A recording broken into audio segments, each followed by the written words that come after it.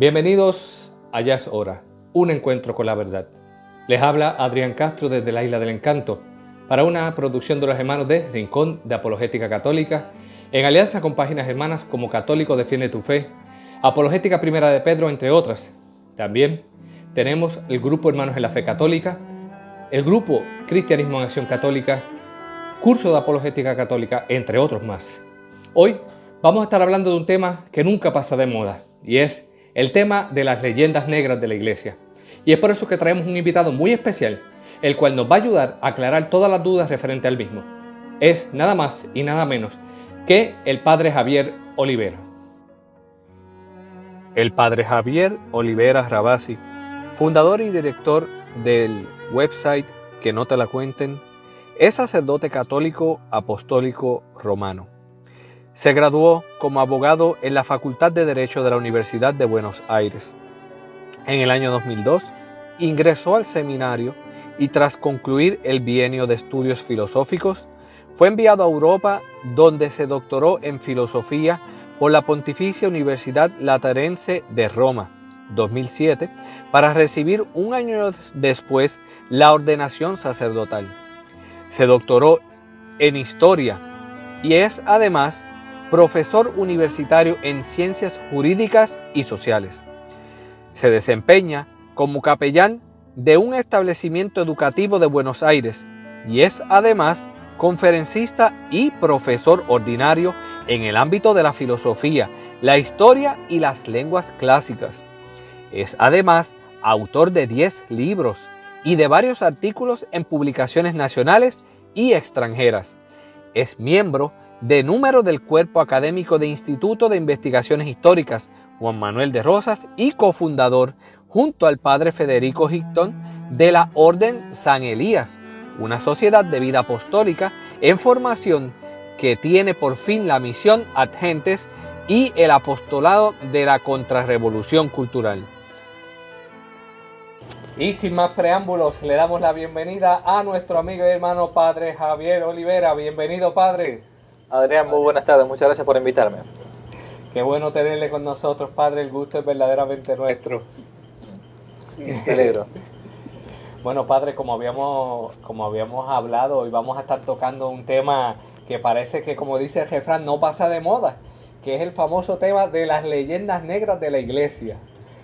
Parece ser que es un tema que si van a hablar de la Iglesia, si no hablan de ese tema, no hablaron de la Iglesia. ¿Eso no es, Padre? Y sí, la verdad que sí, porque uno se lo encuentra esto tanto en la calle, en la universidad, en la escuela, incluso puede ser en escuelas católicas también, que uno se haya metido este mito, digamos, ¿no? De que hace falta atacar a la Iglesia en su historia. Yo recuerdo cuando era joven, hace ya más de 25 años de esto, leí un librito que acababa de sacar un periodista italiano, que él a su vez es medio converso, que es Vittorio Messori, cuyo título era justamente este, Las leyendas negras de la Iglesia, ¿no? Y casualmente lo que yo leía, bueno, nunca había escuchado la expresión, por cierto, ¿no? La primera vez que escuchaba la frase, las leyendas negras. Y a medida que iba leyendo me encontraba con que eran las cosas que más o menos me estaban enseñando a mí en la universidad y que hasta me habían dicho en algún que otro colegio católico, digamos, ¿no? Así que es un tema muy actual, es cierto. Bueno, Padre, vamos a empezar desde lo más básico para aquellos que supuestamente nunca han escuchado este término, pues vamos a darle la razón de la duda. ¿Qué es una leyenda negra? Bueno, primero que antes de hablar qué es leyenda negra hay que preguntarse qué es una leyenda. Definitivo, sí, desde lo más básico. Vamos a lo más básico. ¿Qué es una leyenda? Vamos a lo más básico. Nosotros hemos tenido en nuestra lengua española, en el castellano, tenemos la palabra como leyenda como asociada a un mito, ¿no? Una leyenda es la leyenda, vaya a saber, no sé, del hombre del saco, de la bolsa, que te va a llevar a los niños si no comen al mediodía y bueno, todas esas cosas, ¿no? Otra leyenda puede ser de los duendes o una cosa así, digamos, ¿no? Sin embargo, en la Edad Media, la palabra legenda, con G de gato, ¿no? Legenda, eran aquellas cosas que debían leerse. O sea, la misma expresión latina, legenda, que nos quedó como leyenda en el castellano, son aquellas cosas que merecen ser leídas, ¿no? Viene del verbo leggere, en latín leer, ¿no? Y las leyendas medievales eran cosas no fantásticas necesariamente, sino cosas que se transmitían de generación en generación para que los más jóvenes conociesen lo que había sucedido. Y claro, como siempre sucede, dentro de esto de transmisión oral, siempre hay algo de que uno le va agregando un impuesto, digamos, ¿no? Es como este juego que juegan los niños del teléfono descompuesto, ¿no? Que uno le dice una cosa a uno y después otro le dice a otro y otro le dice a otro. Y al final el que termina escuchando la última frase termina diciendo una cosa nada que ver a lo que decía el primero. Bueno, siempre uno le va colocando, como no somos máquinas, somos hombres, le va colocando un aditamento, un condimento, un poco de pimienta, de sal, en fin. Bien, leyenda entonces, en su etimología, en el origen de su palabra, son aquellas cosas que deben leerse. Sin embargo, con el tiempo la palabra mudó a algo mitológico, algo que no existe, algo que, bueno, que se puede inventar para asustar a alguien, para alejarlo de un lugar, ¿no? Bien. Entonces, hasta nosotros llegó ese vocablo, leyenda, como algo mitológico y sobre todo algo que a veces puede ser que uno toma con cierta precaución, cierto cuidado. Y en la historiografía, o sea, en el estudio de los hechos del pasado, que se narran por escrito, ha surgido en los últimos siglos, por lo menos, una típica leyenda respecto de un país en especial. Y ese país en especial es ni más ni menos que España. Y se le conoce en la historia de la literatura histórica como la leyenda negra anti-española, que a su vez después por extensión se, se derivó a leyendas negras respecto de la iglesia directamente. Pero el mismo término leyenda negra está referido a lo que fue España, la conquista de América, nuestro continente hispanoamericano o cristiano-americano, como también se le dice, sobre todo la obra española y de evangelización de América.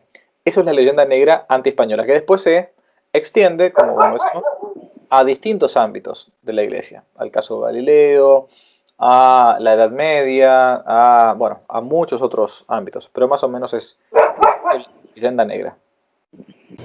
Ahora que de algún modo u otro aclara esos detallitos, eh, muchas veces cuando se habla de estos casos en particular, el primero que tocan, por decir así, es que la evangelización en América fue a fuerza de espada. ¿Qué podríamos hablar referente a ese detalle en específico? Bueno, muchísimo. Es por empezar que los primeros defensores de los indios fueron ni más ni menos que aquellos reyes que habían descubierto por medio de Cristóbal Colón lo que es hoy por hoy, lo que conocemos hoy por hoy el continente americano. Cuando muere Isabel la Católica, esa gran reina española que fue la reina de la época de Cristóbal Colón, recordamos que Cristóbal Colón llega a América pensando que eran las Indias, después de haber hecho una gran peregrinación entre distintos reyes, ¿no? A ver quién lo podía solventar en su viaje. En esta idea que tiene Colón de llegar a las Indias, ¿no? Orientales, no directamente de modo directo como hacían antes, sino dando la vuelta al mundo. El mundo ya se conocía que era redondo, al menos la gente entendía que era así. Es un mito, justamente es una leyenda, que la gente en la Edad Media o la gente en el Renacimiento pensaba que la Tierra fuese plana. Eso uno lo ve en cualquier estatua, en cualquier mapa mundi de aquella época. No tenían quizás noción del continente americano, pero basta con mirar la luna, basta con mirar el sol. Ellos pensaban que claramente la Tierra era redonda. Sin embargo, nadie había hecho esta proeza, este viaje gigantesco de dar toda la vuelta al mundo. ¿Por qué se da la vuelta al mundo? Ahora voy a la pregunta, no estoy escapando.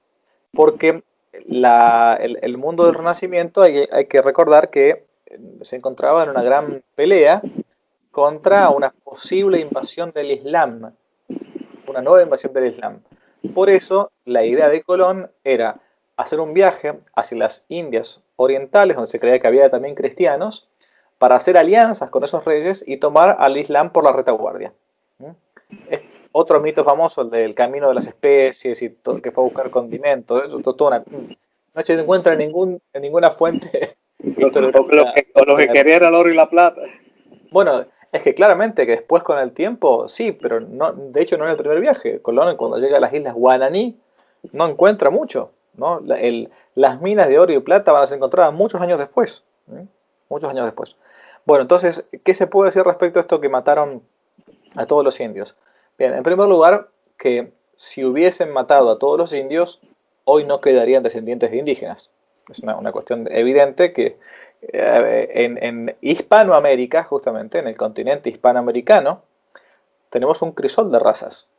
Bueno, acá en Argentina tenemos, quizás porque fue la última oleada evangelizadora, tenemos mucha inmigración italiana, francesa, española, pero donde comienza la evangelización, que es puntualmente en Cuba y en México, y después comienza bajando, hasta el día de hoy uno va a México, a Puerto Rico mismo, ¿no?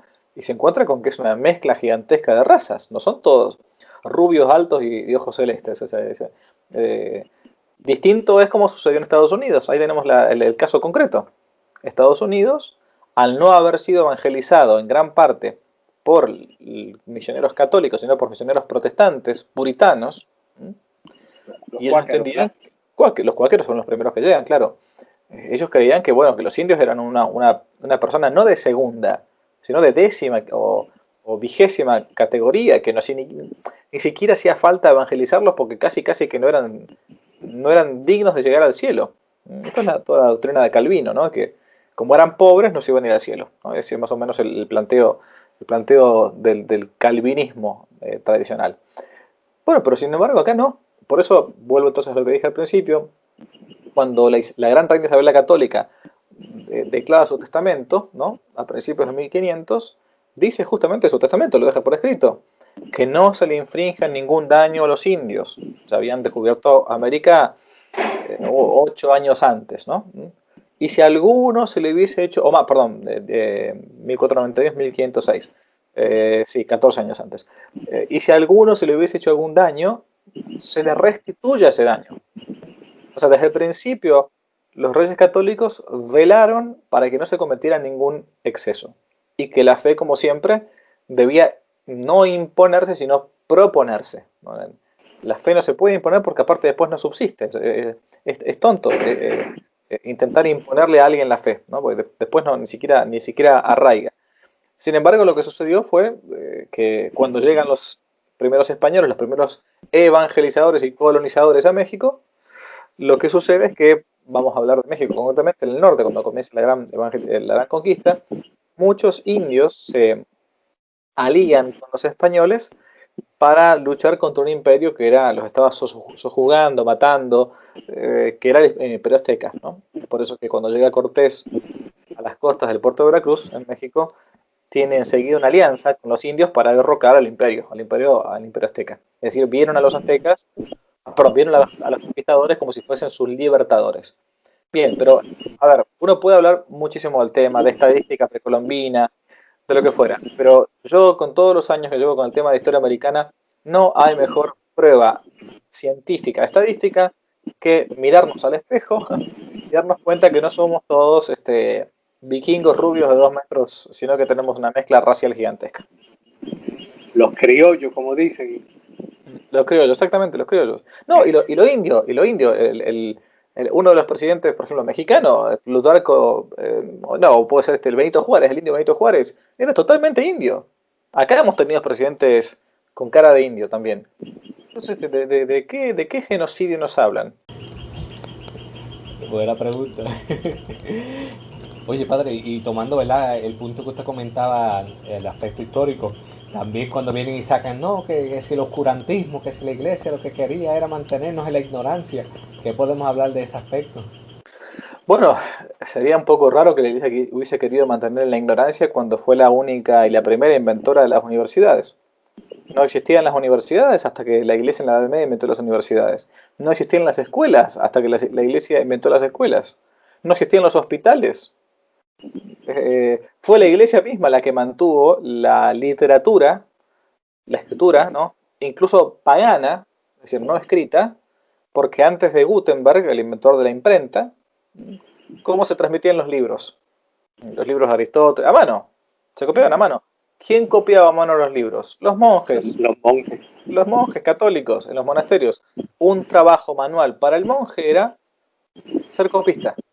Entonces, si nos llegó hasta el día de hoy, no sé, un libro de Hipócrates, médico griego, ¿no? De Averroes, un filósofo musulmán, incluso hablando de gente no cristiana, ¿no? De Platón, otro que era pagano también antes de Cristo, de Cicerón, de cualquier personaje. ¿Cómo nos llegó hasta nosotros? Nos llegó porque un monje anónimo en su celda, como copista, pasó gran parte de sus días y sus horas copiando un texto para la posteridad.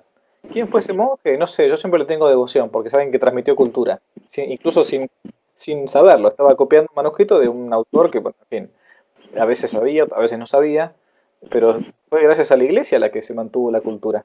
La gran forjadora, por eso cuando hablan de oscurantismo, me río. Según alguna vez tuvo la posibilidad de viajar a Europa, seguramente cuando va a Europa, ¿qué es lo que le muestran? ¿Qué es lo que va a ver por medio del turismo? Las grandes catedrales medievales, las grandes iglesias renacentistas, las grandes pinturas, los grandes museos. ¿Y cómo era todo triste antes? Todo eso. Entonces, ¿cómo voy a ver algo feo? ¿Cómo un periodo oscurantista puede haber hecho la belleza que se hizo en ese periodo de gloria, de oro que fue la Edad Media? Esto no significa que no hayan habido excesos, no significa que no hayan existido errores, ¿no? Claramente, toda empresa humana existe, pero de ahí a que todo fue malo es una locura total. Hasta los bancos, ¿verdad? Creo que los templarios hicieron algo similar. No existían los bancos antes, fueron los templarios los primeros que inventaron la letra de cambio. Esto no lo estudia en la historia de la economía, no hace falta ser sacerdote ni que siquiera católico. O sea, ¿cómo nace la letra de cambio? Lo que nosotros como hacemos ahora como la moneda o el cheque, ¿no? Para mantener la plata en un lugar físico, seguro. Y era porque no se podían llevar todo el dinero a las cruzadas. Entonces, los templarios, como tenían tanto prestigio en algún momento como orden caballeresca, que era orden de caballería, bueno, les permitían tener a ellos justamente el aval, la fe de que no le iban a robar y que ese papel valía tanto acá como en Tierra Santa. Oye, padre, ahora que tocamos los templarios, que podemos hablar de las cruzadas y todo esto, que muchas veces salen, no, que si las cruzadas, que si esto, que si aquello. Bueno, las cruzadas en realidad, otra leyenda negra gigantesca es una guerra defensiva contra un enemigo del catolicismo, que es el Islam, ¿no? Las cruzadas no nacen sino como una guerra para defender a los cristianos que se encontraban siendo masacrados en Medio Oriente. Y son los papas los que mandan a los cristianos de Europa a que vayan a defender a sus hermanos cristianos que estaban muriendo. Es como si ahora nadie predica una cruzada, pero hoy por hoy están muriendo muchísimos cristianos en Medio Oriente. Lo están masacrando. Bueno, si el Papa ahora pongámosle que, esto es mentira, ¿no? Pero una ficción. Pongámosle que muchos presidentes fuesen católicos y dijesen, no, qué tremendo, nosotros tenemos que obedecer al Papa en esto que nos está pidiendo. Vamos a mandar a nuestros ejércitos a ayudar a los cristianos que están siendo masacrados en Medio Oriente. O a los cristianos que están siendo masacrados ahora, hoy, en Armenia, por ejemplo, por los turcos. Y bueno, son cristianos, hay que ir a ayudarlos. Bueno, ¿cómo se llamaría eso? Una cruzada. Se llamaría así, ni más ni menos, ¿no? Me apunto. Bueno, por eso tanto se enojaron en su momento, cuando me acuerdo que fue una especie, no sé quién fue que lo dijo, en Estados Unidos, cuando fue después del 2001, perdón, dijeron, Lo de las Torres Gemelas. Las Torres Gemelas, una especie de guerra santa. Bueno, en realidad, estrictamente esa no hubiese sido una guerra santa porque no eran ni santos unos ni los otros, digamos, por cierto. Pero si la causa hubiese sido realmente ir a ayudar a unos cristianos que están siendo masacrados por una nación que no es cristiana, y bueno, entonces se les llamaría cruzada, ¿qué le van a llamar? ¿No? Pero nunca se dice que las cruzadas fueron una guerra defensiva, una legítima defensa contra un invasor ilegítimo. Y no se dice nunca tampoco que hasta santos hubo en las cruzadas. San Luis Rey murió volviendo de la cruzada. San Francisco de Asís, el gran San Francisco de Asís, el pacífico, el pacifista, entre comillas, fue a las cruzadas. Esto no lo cuentan. Fue y le dijo cara a cara al sultán, conviértase porque si usted se va al infierno si no. se va al infierno. Y como no se convirtió, se volvió. Pero estuvo en las cruzadas. O sea, ese tipo de cosas no las relacionamos demasiado mucho. Oye, padre, algo irónico que tampoco se comenta. Tengo entendido que cuando se hizo la primera cruzada, ya el Islam había conquistado 2/3 del mundo cristiano. Bueno, sí, no sé si dos tercias partes, pero sí una gran parte, totalmente. Bueno, a ver, yo siempre digo lo mismo. Eh, Cuando uno mira un atlas histórico, una cosa es ver un mapa, otra cosa es ver un atlas y otra cosa es ver un atlas de la historia, ¿no? Cuando uno mira los atlas históricos, puede ver los mapas según los periodos, según las épocas. Entonces, cuando uno mira, por ejemplo, el norte de África, hasta la aparición del Islam, el norte de África hasta la aparición del Islam, todo eso era cristiano. Todo Egipto, lo que conocemos como Egipto, todo el norte, ¿no? Era todo cristiano. ¿Dónde nació el monacato? En Egipto. Hoy vaya uno a encontrar cristianos en Egipto. Ay, pero son poquísimos. Bueno, ¿de dónde era San Agustín? San Agustín era de Hipona, del continente africano. Entonces, ¿cómo puede ser que de África? Y claro, porque antes eran todos cristianos. Ahora nos parece loco que uno esté en Siria o esté en Egipto y sea católico. Pero antiguamente eran todos así. Bueno, ¿por qué no se dio? Por justamente una ideología medio pacifista, decir, no, bueno, no hay que hacer mucho problema, dejemos hacer. Bueno, hoy estamos en el año 2020. Si alguno guardase este video que estamos haciendo y lo viese dentro de 50 años, queremos decirle que todavía hay católicos en Europa. Pero en 50 años, cuando ven este video, probablemente no haya ninguno o muy pocos. Por una cuestión sencilla, demográfica. Los europeos no tienen hijos, los musulmanes tienen hijos, los europeos han dejado en gran parte la fe, los musulmanes en la fe errada mantienen su fe, y bueno, entonces adelante, van a ser, de hecho ya algunos hablan de, en vez de Europa, de Eurabia. Wow. Y como usted dice, no hay que ser un experto en matemáticas para poderse dar cuenta de cómo los números están haciendo la diferencia de a poco. Tal cual. ¿Sí? ¿Sí? Y Y entonces, entonces, padre, padre, otra otra de de las cosas que casi siempre de alguna manera u otra va a salir en algún momento dado cuando uno dialoga con un detractor de la iglesia o con alguien que sencillamente no profese la fe de uno, la famosa Inquisición. Ah, otro tema. Eh, bueno, este es un ping-pong de preguntas y respuestas, más o menos. Bueno, ¿qué fue la Inquisición? La Inquisición es una... Estamos resumiendo claramente y un tema de divulgación nada más. Yo muchas de estas cosas ya creo que todas las he escrito ya en algunos libros llamados Que no te la cuenten, ¿no? Es una serie de 3 volúmenes. Eh, pero bueno, ¿qué es la Inquisición? La Inquisición es un tribunal de misericordia. ¿Cómo un tribunal de misericordia? Bueno, sí. La Inquisición es un tribunal que nace en la Edad Media para eh, salvaguardar el derecho del acusado. ¿Cómo? Bueno, y sí, sucedía en aquella época, en tiempos de la Edad Media, en que la gente era cristiana. Pero no solamente que la gente era cristiana, sino que había un régimen de cristiandad, ¿no? ¿Cuándo hay un régimen de cristiandad? Cuando la cosmovisión del Evangelio, la cosmovisión cristiana, empapa todos los estamentos, no solamente que uno es católico en su casa, en su vida privada, sino que la misma vida social, el mismo Estado, por llamarlo de alguna manera, es católico, ¿no? Y se rige por normas cristianas. Bueno, hoy hay cristianos, pero no hay cristiandad, ¿no? Salvo, bueno, en algún que otro país que pueda quedar alguna cosa, como en Polonia, ¿no? O en Hungría, un lugar así. No, todavía hasta los políticos tienen conciencia católica, ¿no? Bueno, sin embargo, en la Edad Media todo el mundo era católico, aunque no significase que todo el mundo fuera un santo, ¿no? Claro, claramente. Por lo tanto, decir o hacer algo contra la fe católica públicamente, con pertinacia, o sea, con manteniéndose en sus 13, digamos, ¿no? Con cabeza dura, digamos, ¿no? Eh, persistiendo en lo mismo. Persistiendo en lo mismo, decir una herejía, justamente, o hacer algo contra la fe, contra la iglesia, al pueblo fiel, a la gente sencilla, naturalmente lo enervaba, lo sublevaba, los rebelaba. Y muchas veces sucedía que a esta persona que había hecho eso, lamentablemente le tocaba sufrir la justicia por mano propia.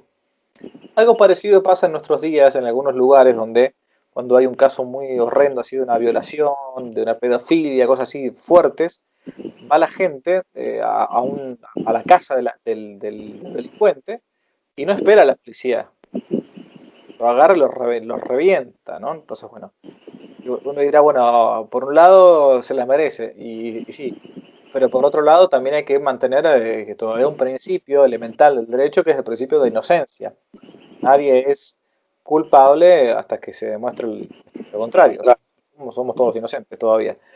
Bien, entonces, ¿por qué nace la Inquisición, el Tribunal de la Inquisición? Porque era necesario salvaguardar, es decir, proteger a aquella persona que había sido acusada de el delito de herejía. ¿Cómo el delito de herejía?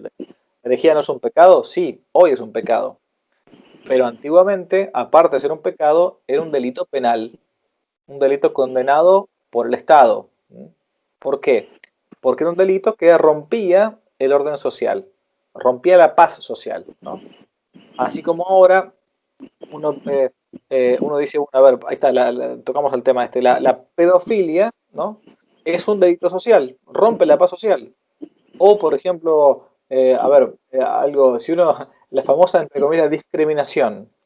Si uno, entre comillas, discrimina a alguien porque piensa distinto o porque se quiere disfrazar de mujer o por lo que sea, bueno, eso supuestamente para el régimen liberal, progresista, democrático que vivimos en muchos países, eso sería un delito de odio o de lo que fuera, ¿no? Muy bien. ¿Por qué? Porque se considera hoy que eso rompe la paz social. Ok. Antiguamente, bueno, y hoy hay una inquisición porque te meten preso.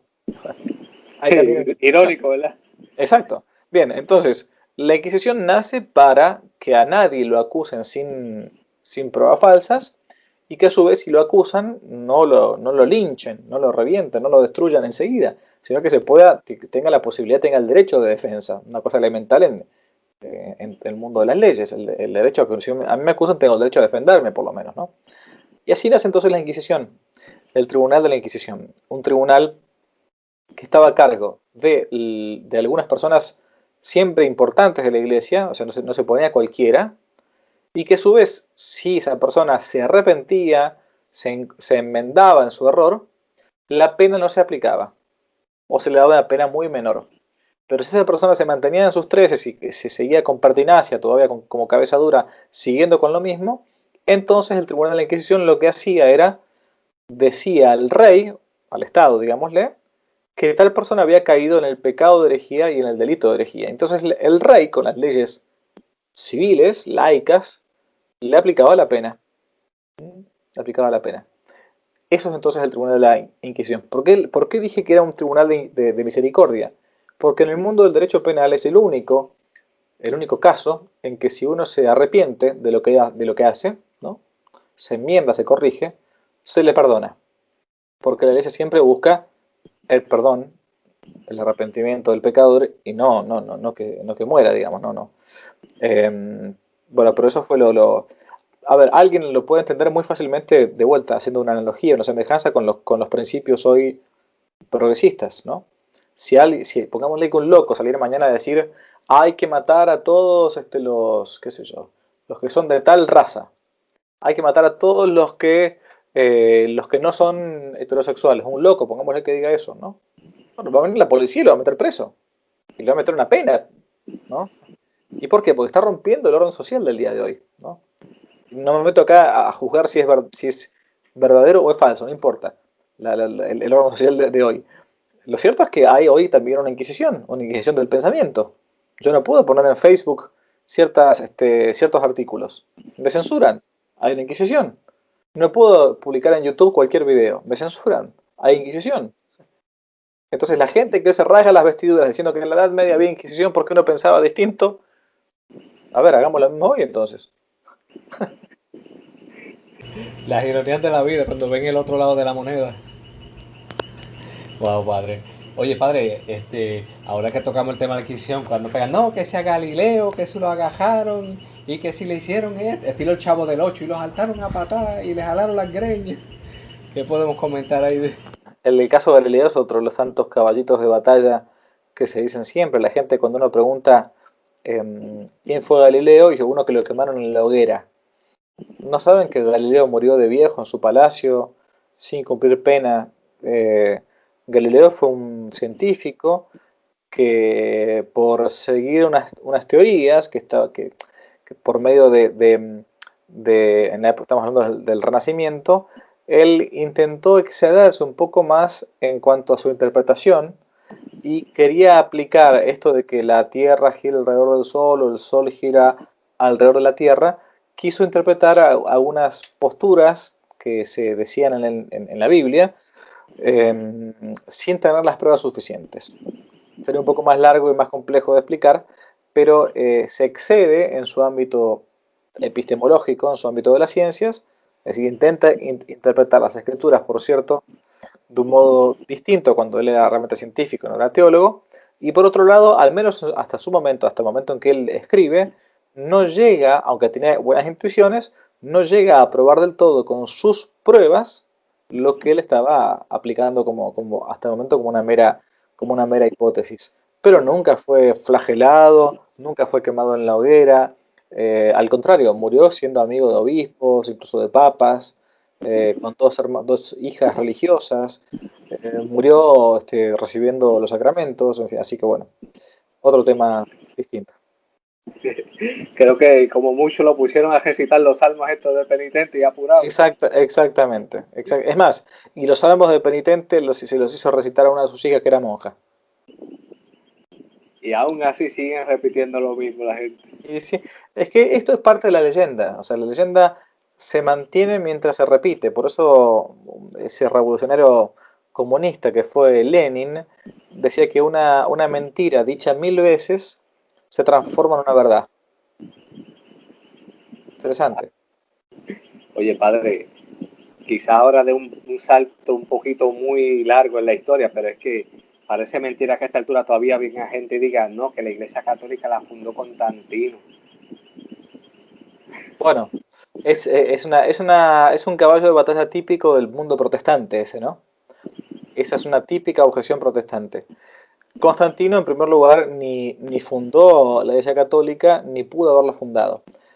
¿Por qué? No pudo haberla fundado porque la Iglesia Católica, como tal, si queremos, se funda al momento en que nuestro Señor Jesucristo muere en la cruz y resucita.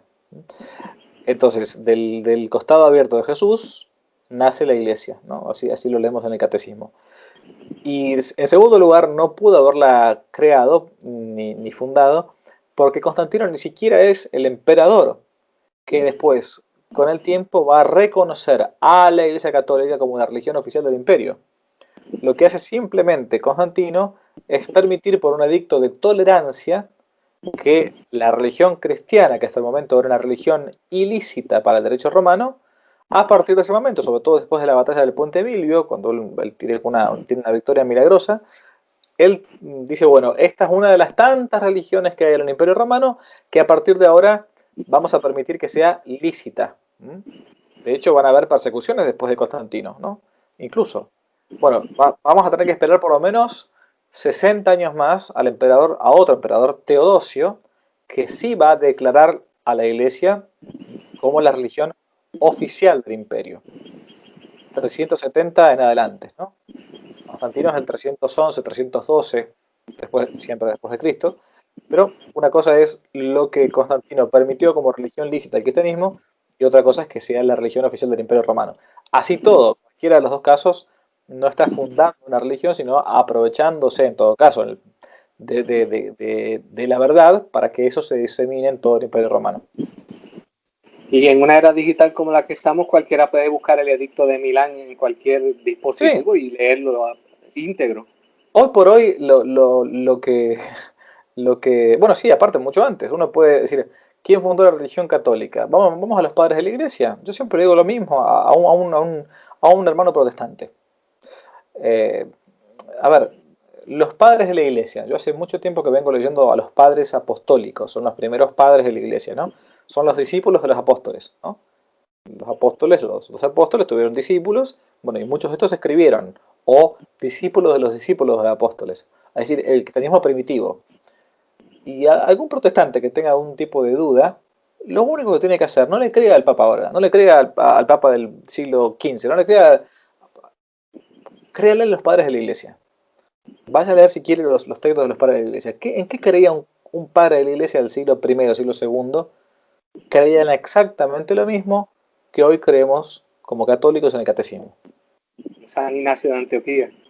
Por ejemplo, San Justino, el pastor de Hermas, la Didaje, o sea, tenemos, pero San Policarpo, tenemos muchísimos textos para leer los padres apostólicos. En fin. Entonces, sacando así, entre tantas cosas, algo que a veces sonará irónico, pero es que lo he llegado a escuchar, la supuesta papisa. Bueno, son tantos, que es un tema de nunca acabar, porque eso es lo que sucede con la leyenda. Esto es como esa serpiente de Hidra de varias cabezas, que uno le corta una y surgen 7 más, digamos, ¿no? Es imposible de acabar, ¿no? Después, pero mitos como estos hay muchísimos. O sea, sin lugar a dudas que no hay que caer ni en una leyenda negra, ni tampoco en una leyenda rosa, como que todo estuvo bien, que todo fue santo, que todo. No, no, no, no, no. Yo siempre recalco que desde San Pío V, el famoso papa de ahora, vamos a festejar el 7 de octubre, la batalla de Lepanto, el día de la institución de la Virgen del Rosario, ¿no? De la letanía auxilio de los cristianos. Desde San Pío V hasta San Pío X, o sea, desde 1570 más o menos hasta 1900, no hubo ningún papa santo. Es decir, papas del Renacimiento, ninguno de estos papas fue canonizado. ¿Ok? Entonces, ¿qué quiero decir con esto? Que la iglesia está compuesta de santos y de pecadores. Entonces, ciertamente ha habido abusos en todos los ámbitos y en todas las épocas, desde Judas, que fue un traidor, hasta nosotros, porque es así.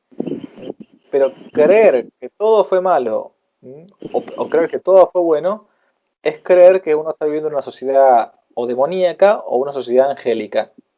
Y la sociedad es de hombres. La iglesia decimos que es santa no por los miembros, sino por el fundador, Jesucristo.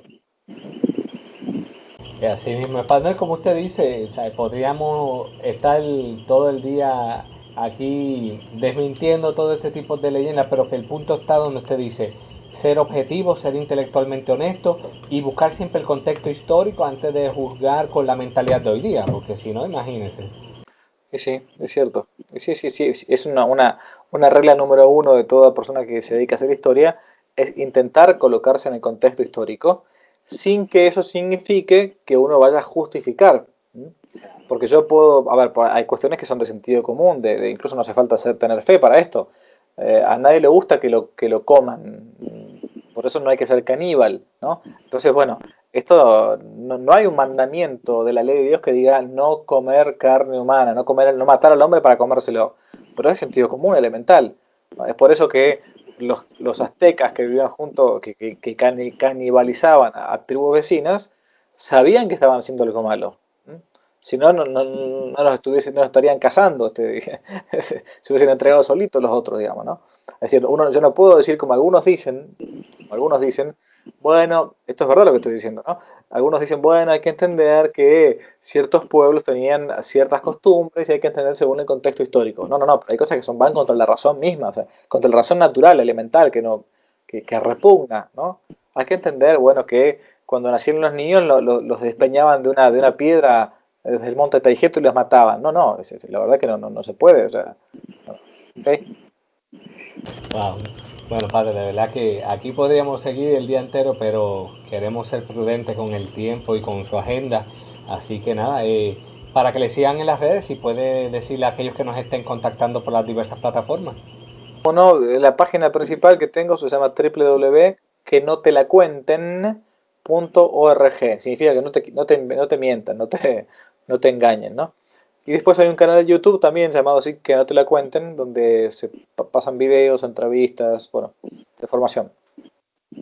¿Algún mensaje final que quiera dejar a aquellos que nos estén sintonizando? Sí, que a uno no hace falta que nos ataquen la fe para dañarnos poquito a poco en la fe. Nos pueden ir destruyendo nuestra propia vida de fe atacándonos los contornos, digamos, ¿no? Por los costados. Y uno de estos costados es la historia.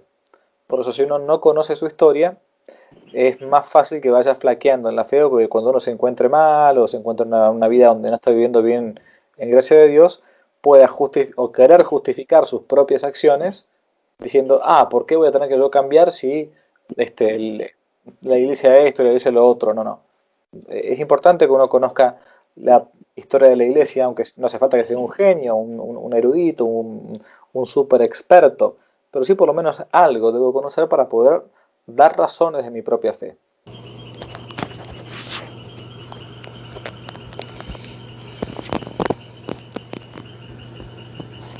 Indiscutiblemente. Muchas gracias, Padre, por su tiempo. También damos gracias al Señor en primer lugar también, ¿verdad? Porque es quien ha permitido esto. Queremos exhortar a aquellos que estén viendo esta entrevista, independientemente de la plataforma que sea, que se suscriban, que le den like, que sigan este tipo de contenidos para poder hacer la diferencia, porque estamos en una cultura donde la iglesia está siendo atacada por todas partes y urge compartir contenidos de esta índole para nosotros fortalecernos en nuestra fe y de esa manera hacer frente a toda esa cultura de descarte que está en contra de la religión y de que todo lo que tiene que ver con la cristiandad. Así que, sin más que decir, nos despedimos y será hasta la próxima en este su programa. Ya es hora, un encuentro con la verdad. Que pasen un excelente día. Adiós.